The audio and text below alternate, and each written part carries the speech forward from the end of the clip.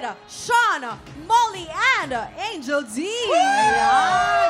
Congratulations po sa inyong 5. Shoutout nyo naman yung mga supporters nyo ngayon.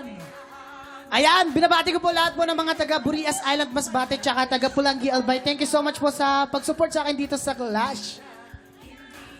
Ayan, binabati ko po ang mga supporters ko. And the Lighthouse family, thank you so much for supporting me. Patuloy po manood ng The Clash. Yes, shoutout po sa lahat ng mga supiganya at sa buong Sambales! Ay, binabati ko po yung Clash Nation.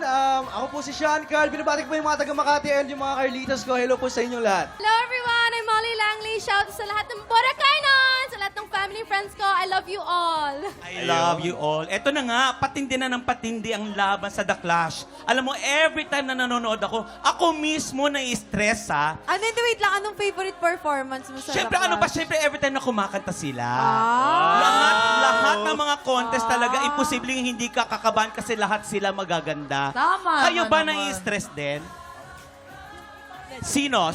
Sino pinaka na-stress? Yung every time na kumakanta, kinakabahan.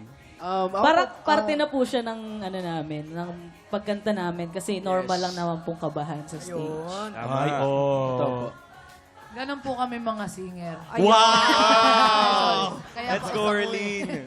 Okay. Pero may ganun, di ba, minsan lang, di ba, nauna ang galing-galing. Meron bang nararamdaman na, oh my God, siya yung susundan Kailangan ko, galingan, mas nakakatakot. galingan Sino ko. sa inyo yung nakakatakot sundan? For me po, I think si Angel D. Kasi yung mga pyesa po kasi na piniprepare niya, pasabog talaga. So parang ang hirap sundan. Ay, Totoo, loading po yan Tama eh. ano naman masasabi mo doon, Angel? Kasi siyempre kinakabahan daw sila Oo. sa'yo. Nako, kung alam lang po nila, ako din nagpapawis din yung kamay ko minsan. Kapag nararamdaman ko nang ako na yung next, parang, okay, hindi mo na ako to. Kailangan focus mo na ako sa gagawin ko.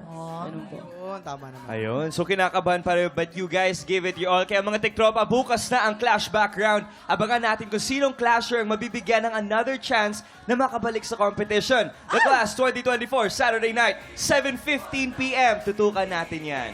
At tutukan din natin ang laban ng mga Clashers para sa Ampaw Blessings. Ito na po, hali-hali-hoy na sa pagbabalik ng TikTok Live!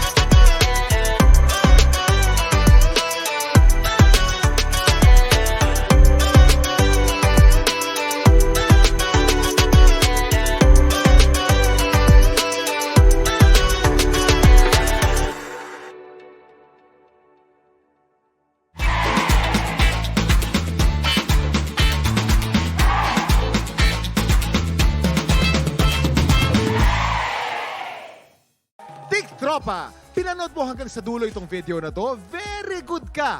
For more happy time, watch more TikTok Lock videos on our official social media pages and subscribe to GMA Network official YouTube channel.